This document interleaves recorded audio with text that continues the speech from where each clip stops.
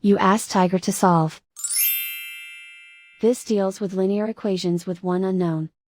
The final result is t equals 48. Let's solve it step by step.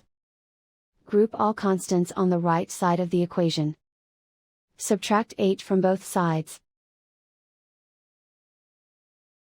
Simplify the arithmetic.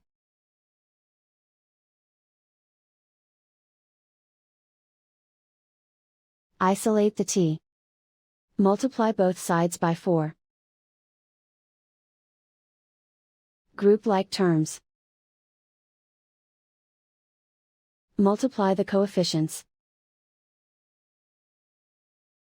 Simplify the fraction. Simplify the arithmetic.